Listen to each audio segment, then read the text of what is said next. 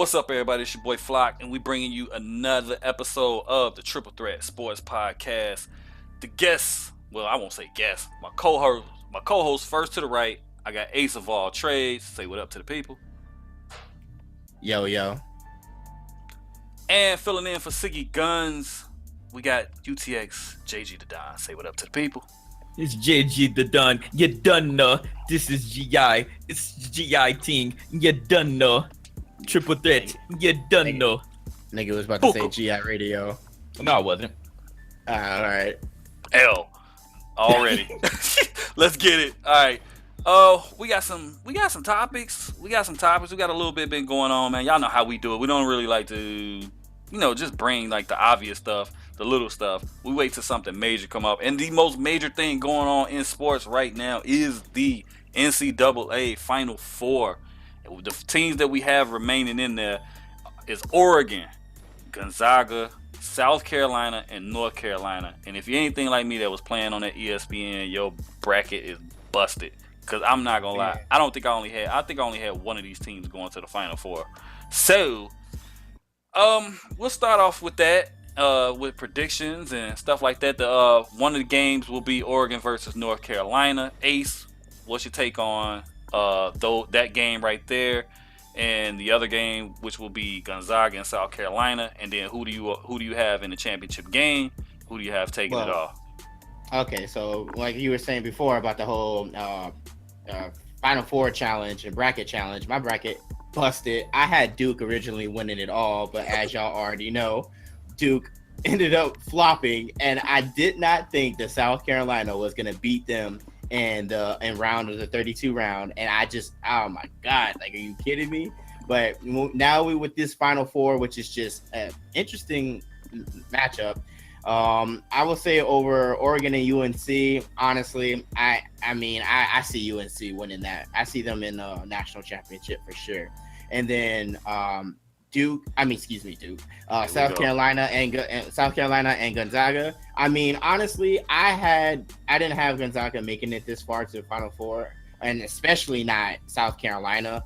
But you know what? South Carolina's been playing really hard out there, and I can see them upsetting Gonzaga. I see South Carolina making it to the championship, and I see South Carolina and UNC, and I think UNC is gonna take it, man. That's just me. I think they're gonna win it. All right, Jay, what you think?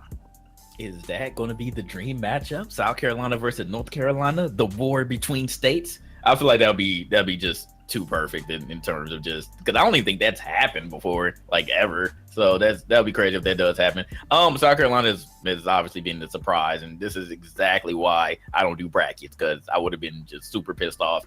You can't predict this stuff. Like, whatever happens. And South Carolina has been on a tear, but Gonzaga has been pretty much consistent the entire year. They're number one for a reason, and they should have honestly went undefeated, but things happen, and it doesn't even matter as far as the tournament. But I feel like Gonzaga has been the most consistent throughout the entire year. If South Carolina beats them, I wouldn't be surprised, but they're mainly a defensive powerhouse, while I feel like Gonzaga is more of the balance type of team overall, offense and defense. So like I said, if South Carolina wins, I won't be surprised, but I do have Gonzaga coming out of that one. North Carolina or Oregon, I can't bet against North Carolina. I honestly can't. I'm not a fan of North Carolina per se, but that's just one of those historic teams. Like, you see them pretty much getting to the Final Four every single year. Things happen, of course, but like I can't bet against them. So I have North Carolina taking that one. And then as far as the championship, again, I'll probably take North Carolina to win it all at this point. Interesting. Me personally, I think Gonzaga is going to beat South Carolina. I mean, we all love a good Cinderella story, but I think I think the glass slipper comes off against Gonzaga, man. I mean, I doubted them before. I'm not doubting them again. I watched the last game they played. They the truth. Oregon versus North Carolina. I think that game is going to be closer than you think, because Oregon is no joke. Like, Oregon can beat them. I'm not sure if they will. I mean, we don't want to use the word destiny because the way that North Carolina lost last year. I mean, a lot of people are rooting for them to win this year. I mean, how many people, y'all don't want to see no more Jordan crying memes when North I Carolina mean, loses. but yo, like, Boy. no, again, nobody expects that, but that's the type of stuff that happens in college basketball. That's why it's so unpredictable. Yeah, so I mean, I'm picking. I'm saying the championship game is gonna be Carolina and Gonzaga. I'm picking Gonzaga, yo. I'm picking Gonzaga. Okay, that'll be crazy though. Like losing 2 times in a row. I'm picking Gonzaga, man. I'm for some reason, man. It's just something about that team, man. I seen some stuff and I was impressed with them, and I think they have the tools to beat anybody in front of them. They playing on point right now. Before we switch gears, Ace, who's your pick for the? I mean, everybody knows who's gonna win the women's, man. Come on, it's Connecticut versus everybody. Yeah, I mean, when it comes to the women's NCAA tournament and just in general with the women's basketball, is the South Carolina women in there too?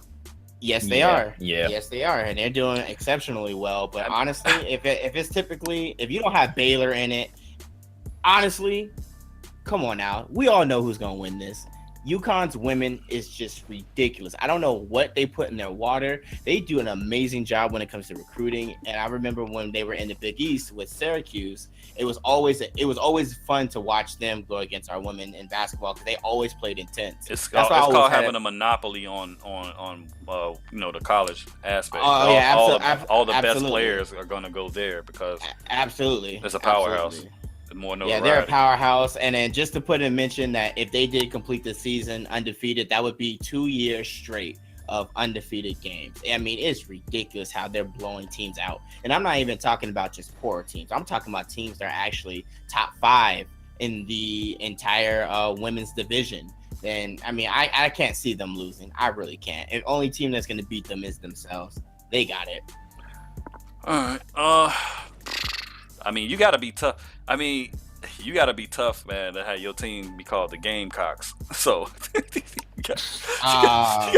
you got to be tough, man, to have that name across you. Yeah, so it's cool though to have the women's and men's both in the Final Four, though. Yeah. That's always though. Shout out to South Carolina. UConn be doing the same thing though, but not this year. Not this year. Not this year. But UConn, it's typical. It's typical for UConn, and it happened for Syracuse a couple of times ago. But other than that, not really. You know, you got to throw that in there. Yes, I do. Always.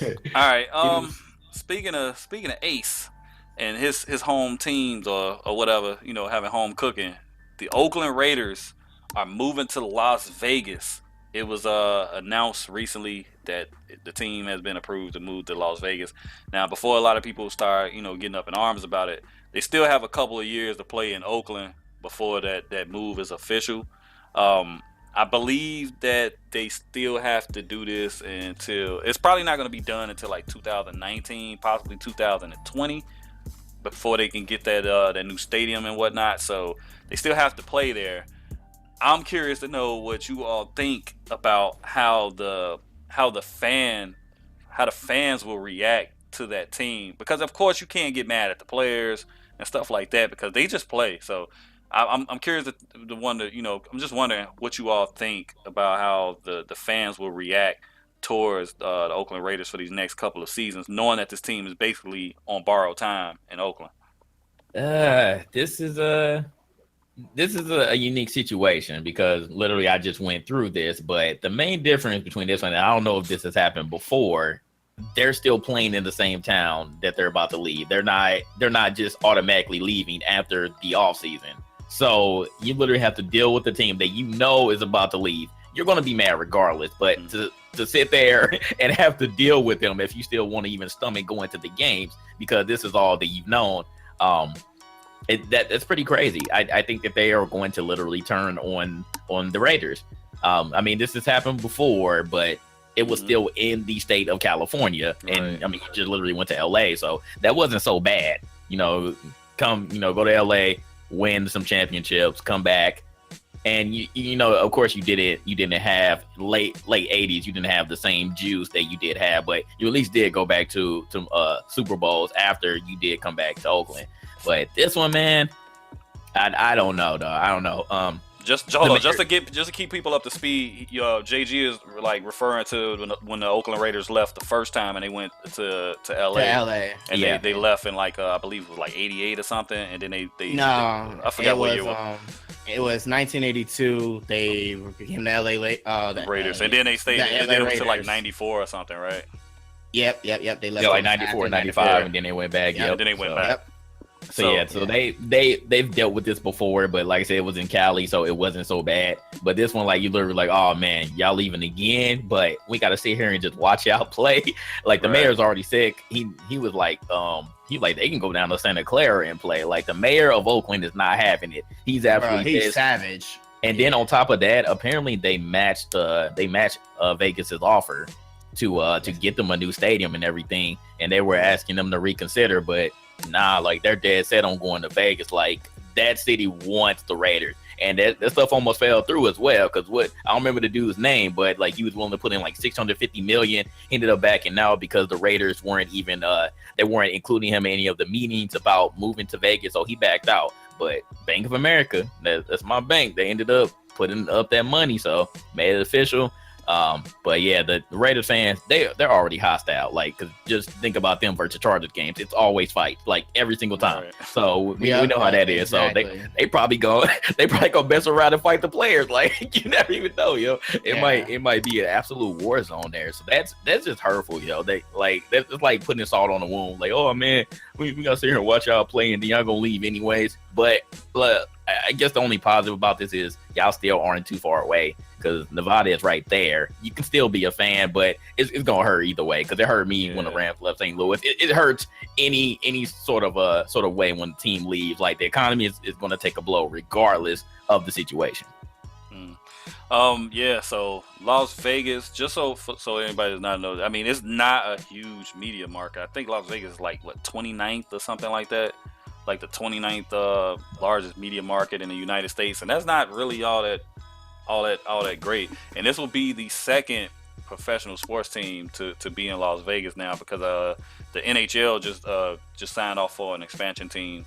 What are they called? The Golden Knights. Yeah, The Golden Knights. So you're gonna have two teams in Las Vegas, and I know a lot of concerns was about gambling and sports gambling stuff like that. Crazy thing I wasn't aware of that referees aren't allowed to go to Las Vegas during the season and stuff like that.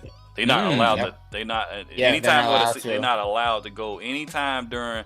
I don't know if it's during the season or what's the radius of time. I believe it's during the season because they're afraid of people doing point shaking. So I mean that's some crazy stuff. So I'm wondering how that's gonna come into play now. Of course they're gonna have to be there now, but there's a lot of restrictions on that stuff. And then with them having like 21-year-old, basically young 21-year-old guys, man, coming right into the league, and they're afraid like guys gonna be out there blowing their money and stuff like that. I don't think it's really that deep.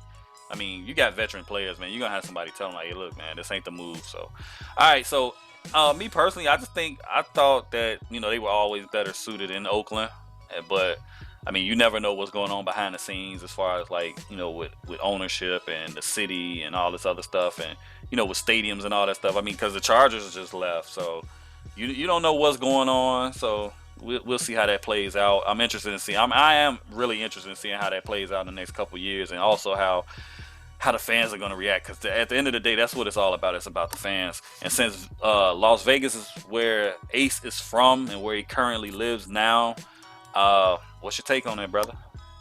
I mean, people have been, there's been rumors about the Raiders moving to Las Vegas for years now, and even like back in like the 2010 era, but even before then, people were kind of hinting that Vegas is ready for a professional team. So overall, for the city of Las Vegas, it's a great thing about it, and it's also a negative thing. But I'll talk positive first.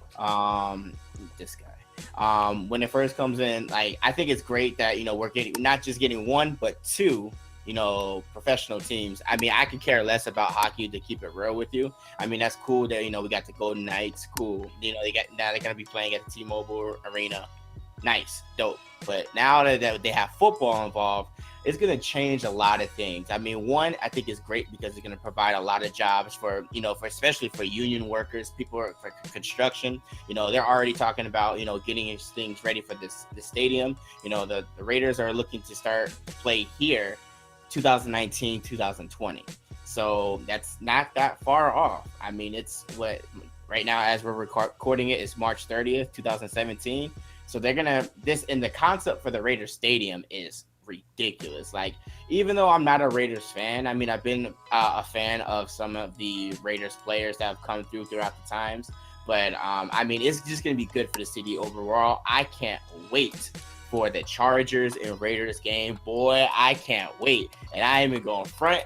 I already put down $100 deposit just so I can be part of the stadium for the tickets. So if you guys don't know this already, for the city of Las Vegas and for Raiders fans everywhere, you actually can already start putting down $100 donation, or not donation, but $100 deposit, where you can actually secure yourself a seat for the games when it first happens. So, which is really, really dope. I can't wait. It's a good scenario for everything for Vegas. But a lot of people are not thinking about this. But now that there's a professional football team here in Las Vegas, that means that it's also a huge potential for UNLV. And a lot of people are not really talking about that. Now, UNLV football hasn't really been the best in these few years. Like, I mean, they were good in the 90s. But now that you have a professional team coming here in the city, that's going to possibly be able to help the market when it comes to recruiting, because now it's going to be more appealing to high school students. Say, hey, come here, you got an opportunity. And that's also going to work out well for UNLV football when they want to do some collaboration between the Las Vegas Raiders and the UNLV Rebels. I mean, I think it's a good thing. So I'm excited to see where this Raider team goes. I mean, I think it's great that, we're finally getting a professional football team. I mean, could I care less if it was the Raiders or not? Yeah, but I mean, it's football. I'm a fan of the game, so I'm definitely going to be checking it out. The Raiders games and Charger games are going to be lit. I'm be in there, but I gotta make this public service announcement. Yo, all the fake people I've been seeing coming out of the woodworks talking about y'all Raiders fans, y'all been there since the beginning of the day. Y'all stop that mess, because y'all the same people talking about go Cowboys, go Patriots, and everything like that. And now that your city got a professional team, you just gonna jump ship. Like, and this is something I want to bring to you guys. What do y'all feel about people saying now that your city has a team, they're gonna drop their old team and take on the new team? How do y'all feel about that? Because I feel like that's some fake shit. And like, everyone was getting mad at me saying like, yeah, it's cool, the Raiders in Vegas, but that's not my team. The LA Chargers is still my team. So what do y'all think about that? Because that's crazy to me. Like, how you just gonna drop your quote unquote team for a new team like that just because they moved to your city? You finished? Oh, okay. Yeah, I was making sure you was finished. I don't care. I'm just gonna be honest. I don't care what any other fan base does or whatever.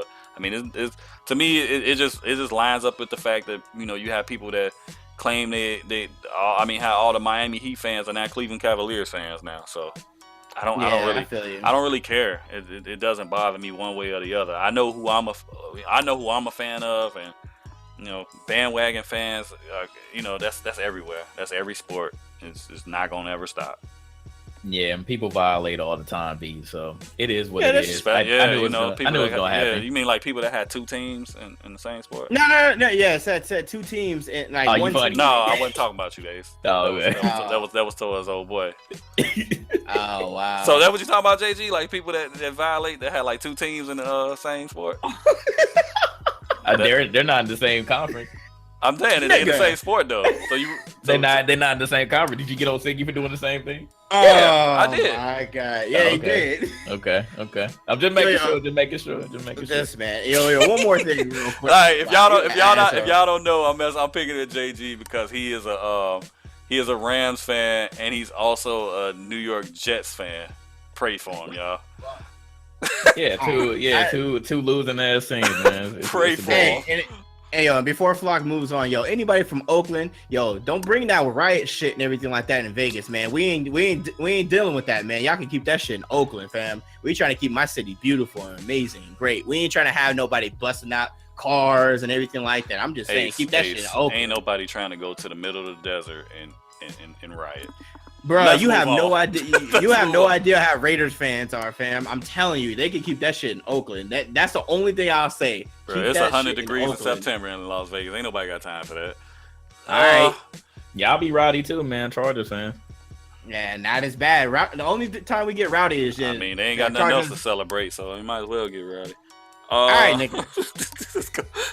Kevin Durant Kevin Durant, who was injured a few weeks ago, he's on the comeback. He is on the comeback. You've seen him out here shooting jumpers, doing moves and stuff like that. They say his comeback is inevitable. They said they will reevaluate him in the next 7 to 14 days.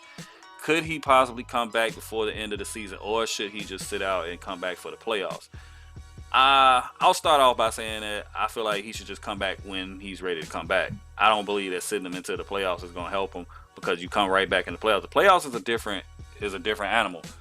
I mean, the game slows down and it's a lot more intense. And if he comes back like right before the season's over, if he's ready, he has time to fit back into the system. Because if you're out that long, I don't care how much of chemistry you had with the team, it's still going to take you a while to get back into the groove for yourself and for your teammates as well.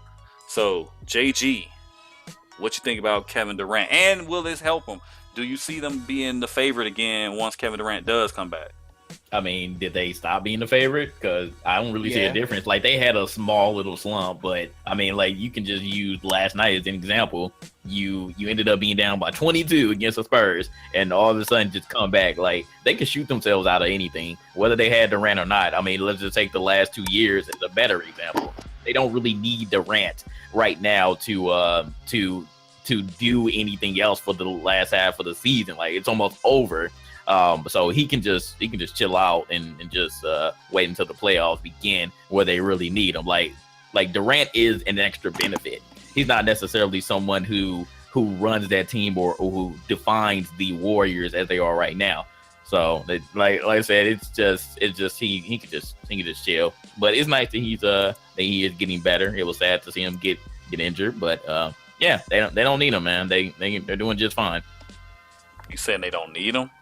No, not right now. For the rest of the regular season, they've already basically secured the number 1 spot.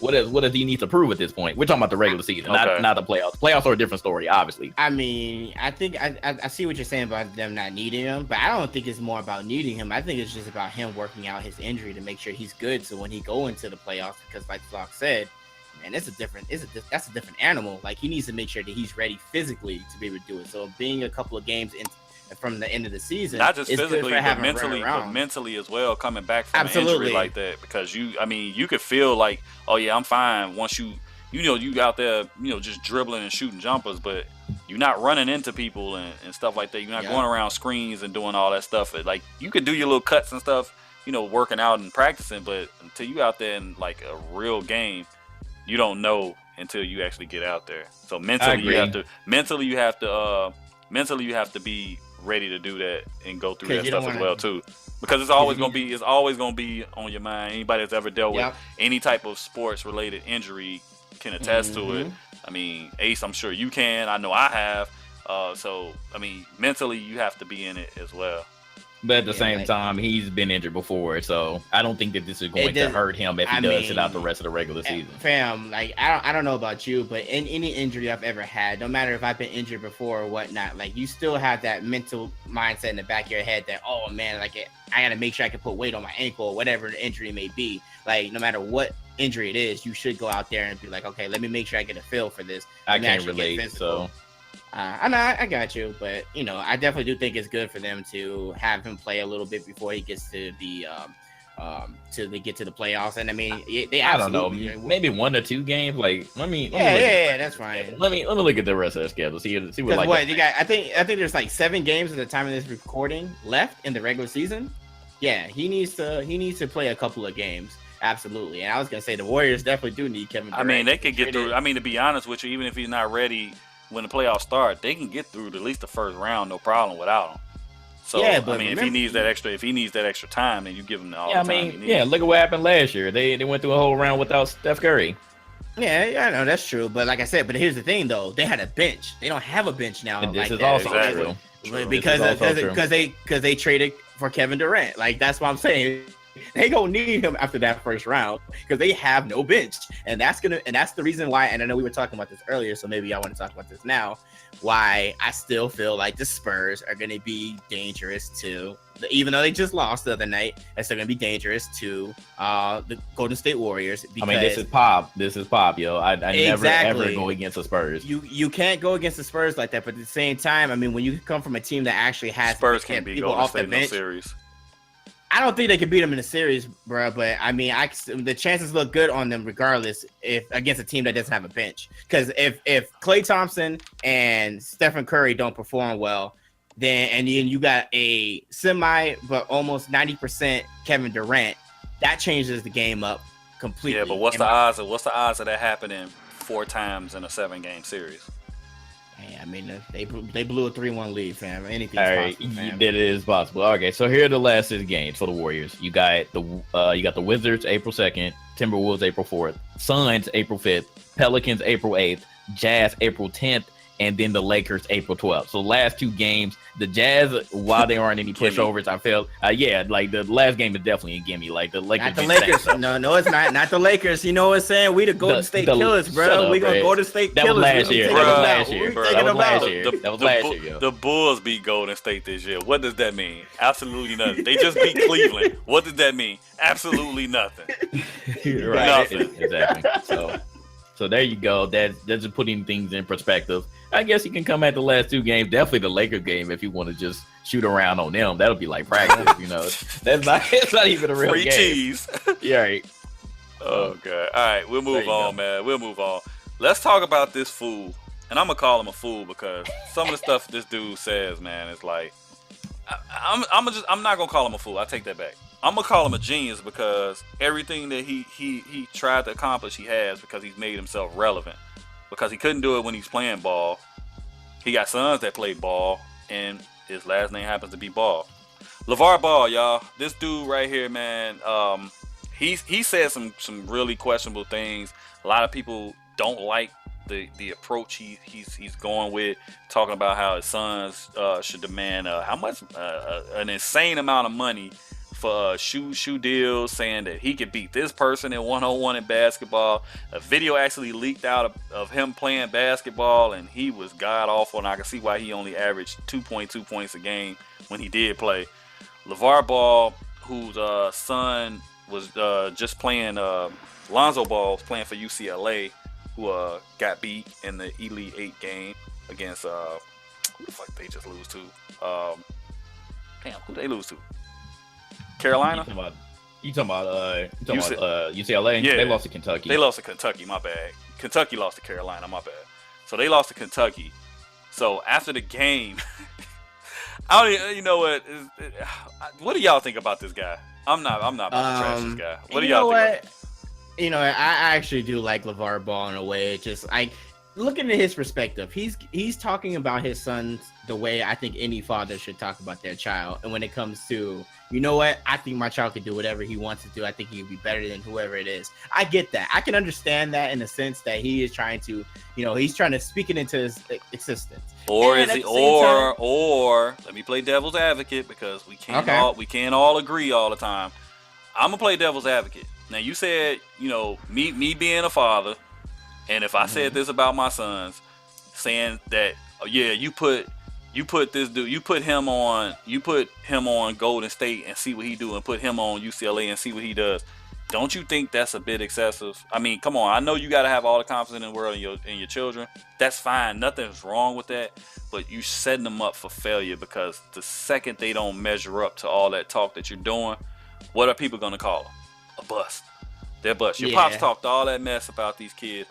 And I'm not going to lie, that young one, if he plays in college the way he plays in high school with all that cherry picking and not hardly playing defense and the way he drags his feet, he's not going to be anything. It's over for him. I get what you're saying. You can shoot all you want when teams, not really playing if you're just a superior team. But, I mean, when you get to college, everybody's scoring 50, 60 points. You know what I'm saying, in high school when you get to college.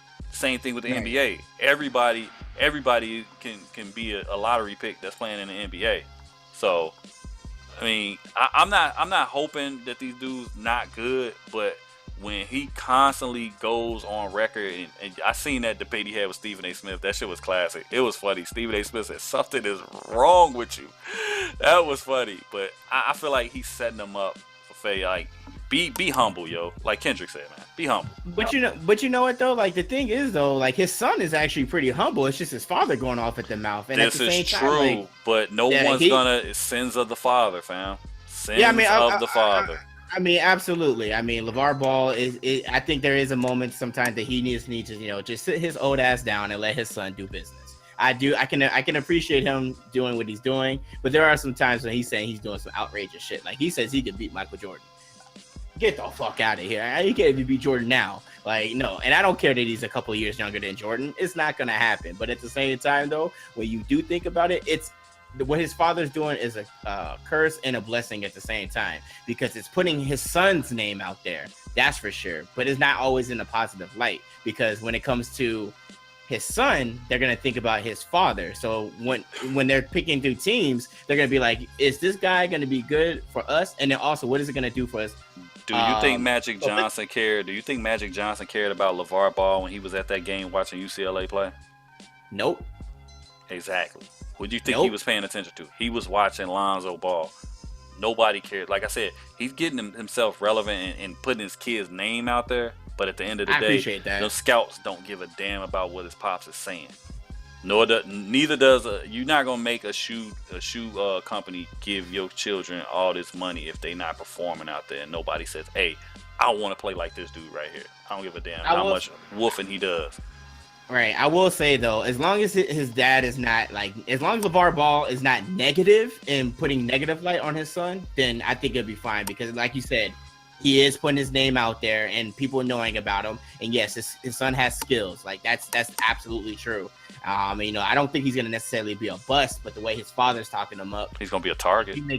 He's definitely a target. You know how NBA players are. Oh yeah. They're going to see him and be like, all right, youngin, I got you. And then either they going to cross him up, or if he surprised everybody, that's like I said, it's a blessing and curse at the same time, because if a ball comes through and actually holds his own, everybody going to be like, oh shit, LaVar was actually right. So we'll see. I'm excited to see what he does in NBA. I am. All right, Jay, what you think, man? LaVar Ball is the funniest dude in sports right now, hands down.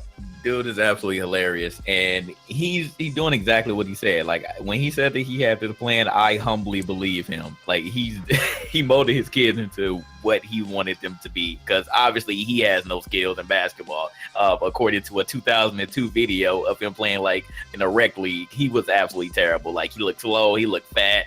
We see that he doesn't have the skills apparently, unless that was just like a bad game or something. But we saw him play and it looked really, really bad. So it makes sense that he wanted to mold his kid into something that he wasn't.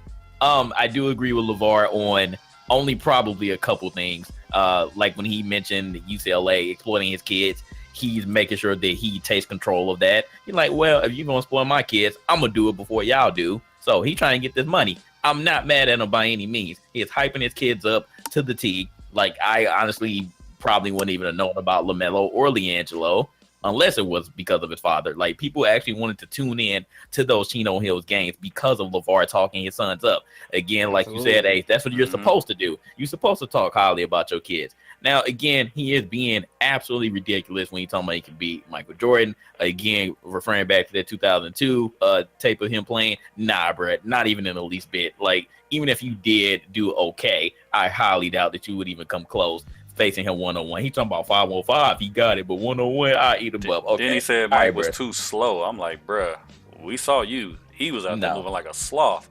He was terrible, fam. Absolutely terrible. He was uncoordinated. He couldn't even catch rebounds. It was really, really bad. So, yeah, we don't believe you, LaVar. But you talk a good game. I'm not mad at you for talking a good game. The one thing, going back to his kids, or at least Lonzo, because he's about to be the first one coming out, I understand that LaVar wants that money. Like, obviously, he wants that money. He wants Lonzo to go to the league right now, and he's probably going to do one and done. Well, actually, not probably. He is going to do one and done with all his kids. I feel like they should at least go 2 years, but that's just me. I feel like his kids will have absolutely no say in the situation. Whatever he says goes. So Lonzo's coming out. It is what it is. I wish I could have seen more of him. Like, I would like to see his game actually develop.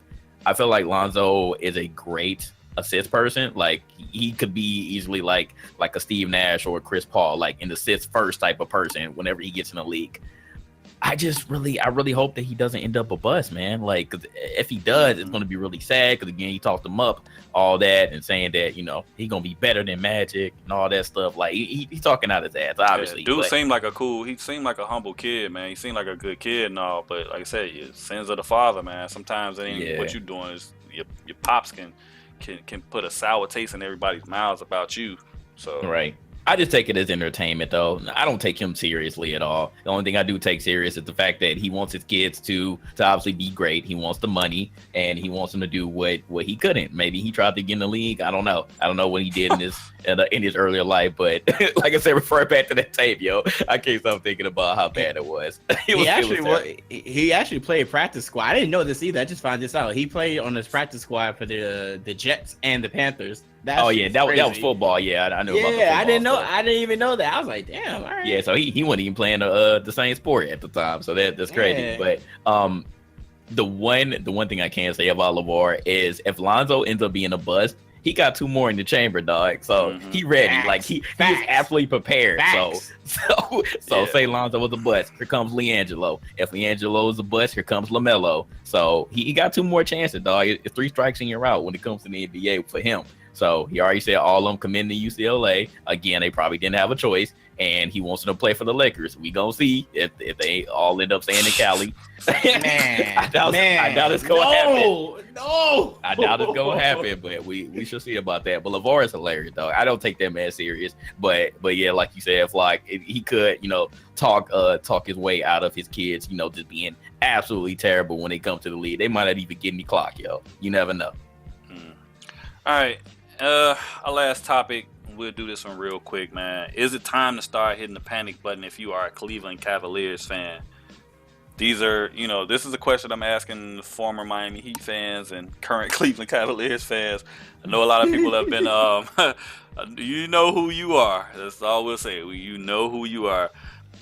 Cleveland has been struggling, man. The last couple of weeks, they have not been playing really well. And most recently, they got blown out by San Antonio by damn near 30. They just lost to the Bulls, too, by the way. Just lost to the Bulls. Normally I gloat about that, but it really doesn't matter because the Bulls ain't going to do nothing, so it don't really matter. So, is it time to start hitting the panic button? I know they've been heavily scrutinized for resting players and all the other stuff. Don't seem like it worked because they're still terrible on defense. And a lot of bad shots I've seen being taken. And they just seem to get bullied, man. They just seem to get pushed around. Like, teams aren't scared of them like they were last year. Jay? I think that it is not time to hit the panic button. It seems to be a trend with the teams that LeBron is on at the time. They could either do absolutely terrible at the beginning of the season and then end up going on a tear, or they could do absolutely amazing at the beginning of the season and then either injuries hurt them or something else along those lines, resting players, you name it, and then they end up, just coasting through the rest of the regular season.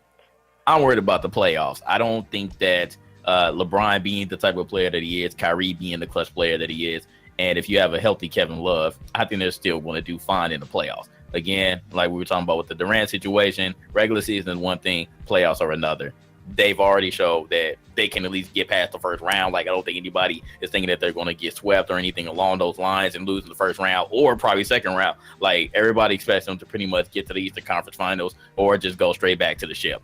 I'm not worried one bit about the Cavaliers. Now, losing Bogut is a pretty bad thing, but he didn't even get a chance to play. Did he get hurt the first game he played? Yeah, he got hurt the first game he played, bro. He didn't get a chance to play. You'll never hear me laugh at the expense of anyone getting injured, but it's just, oh my God. If you are an anti-Cleveland Cavaliers basketball fan, if you're like heavily against them, you just really would call that poetic justice. Because he got on that team thinking he was going to get on the team and get to the finals and hopefully go against the team that basically dropped him. Mm-hmm. And in the very first game, 8 minutes into the game, if that, he's out. I would say that they need another big man, but like honestly, even though I thought Mozgov was great last year, they barely even played him in the playoffs. Like I feel like they could have utilized him more, but they played Chandler and Tristan Thompson the entire time. So obviously, a big man isn't the thing that's hurting them. Like having a legit center. What is Mozgov doing these days? He's sitting on the Lakers. He doing what? Sitting on the bench making all that money because the Lakers are the only ones that was gonna pay him money. Not a goddamn thing. So yeah, I'm not worried. That's overall opinion. We'll see when the playoffs come. I think they'll be just fine. All right, Ace, what you think? I mean, they lost the last 3 to DC, Spurs, Bulls. You got, I believe, 8 games left for them. I mean, it would be good to see them kind of finish off strong, but like JG said, when they get into the playoffs, I think they'll be okay in the playoffs. Can I see them in the championship right now? And I don't know. If they keep playing like this, no. Who will beat them? Who would beat them in a 7-game series? Damn. I mean, like I said, in the East. In the East, this is why I said like, or maybe DC. Yeah. That's what I can say. Either DC or either the Celtics. I would actually like to see Washington beat Cleveland to keep it 100. Hey, can I go on record by saying that I have no problem with LeBron James and all that other stuff, man. I'm not one of the people that just go out my way to hate LeBron James. I just feel like if Cleveland doesn't even get to the finals, or if they do get to the finals and lose, it'll just set the bar back down and remind people in Cleveland that Cleveland is still a third world country. Oh man, I knew you had to get that in, fam. All right. No, you got it. I mean, honestly, I don't know. Like, I mean, besides the Wizards and the Celtics, I mean, yeah, there's nobody really beating them in the East. I mean, the East is just boring to watch. Just like when I get bored watching the Laker games. Like, I mean, it is what it is. The Western Conference is more exciting overall than it is on the East, and that's why I'm saying, like, who's really going to be able to beat the Cavaliers? But if they play like this, then they'll slip up, and I think the Celtics are decent, or the Wizards can end up beating them. If not, you'll see them in the Eastern Conference Championship, and then whoever ends up coming out of the West, and then them again. But we'll see. At the end of the day. Mm-hmm. Celtics had the best chance, man. They should have pulled the trigger on the small forward in the offseason, but they should have. That's true. They should have. All right. Me personally, I don't have a problem. Like I said, I don't think it's time to hit the panic button. I mean, they go through this all the time. And LeBron is a consummate pro. He knows how to handle this stuff, man. I mean, he's the best player in the world without a doubt. He always seems to find a way to get through it. I mean, the dude's been to 7 straight NBA finals, so you don't do that without taking lumps and having some form of preparation. So if I was a fan, which I'm not, of Cleveland, never will be of Cleveland. Why you saying like that, Cleveland? I wouldn't panic either. I'd just be like, look, we losing the good teams. We're not beating the teams that we should be. They're gonna lose games. I mean, they're not gonna always be a 65, 66, 67 win team. They're gonna lose games, but the way they're losing, that's the one thing that concerns me, because when the game slows down in the playoffs, Cleveland and LeBron James, they find a way to pull a rabbit out their hat and get it done. I don't have any confidence in Toronto. I've just never really been a fan. I've always felt like they cool, they're a regular season team, but once the playoffs come, they tend to, I don't know what to say. They just don't get it done. They just don't get it done. I think the team that had the best chance of beating them, and it ain't Boston, is Washington. If those boys stay healthy and get to the playoffs, that's the only team that I can see giving them fits. Will they beat them? I don't think so, but I think that would be the team that gives them the most trouble.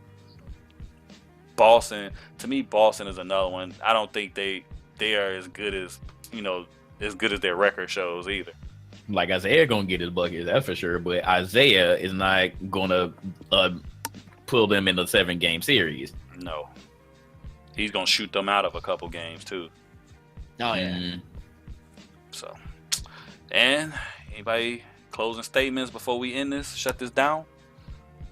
Go Lakers. Go LA Chargers. Fight. Let's get some wins. I'm out. In other words, wishful thinking from Ace. It's been fun. I'm ready for the playoffs for sure. Yeah, I'm definitely ready for football too, man. But these months football be rough, already? man. Yeah, it's just over with. I'm ready for it. I don't care, man. Yo. Bro, I don't care. I'm hyped for the draft that's coming up. I'm ready for the draft, and I'm ready for some football season, bro. I'm looking forward to seeing what Oakland does for the next 2 years and seeing if they're going to bring Oakland championship. Oh, that's right. Hold up. We got to talk about this. No, we don't. Marshawn Lynch, bro. Oh yeah, you know what? Yeah, you're right. We gotta talk about that, fam. And he might be coming out of retirement and going to the Raiders. Enough said. JG, you finished? It ain't nothing to talk about. Yeah, it ain't nothing to talk about. It's a rumor right now. Unless it happens, I'm not talking about it. Y'all don't respect me. But they got to do with respect. I don't respect rumors. That's all. Because that's all they are, is rumors. We spit facts here. Yep. All right. Me in closing, I'll say shout out to Tom Brady for getting his jersey back. Boo. Boo. Oh, I wasn't finished though. I find that amazing that you could find a man's jersey out of nowhere after the Super Bowl, but we still don't know who killed Biggie and Pac. I'm out, y'all. Yo. We gone. Peace.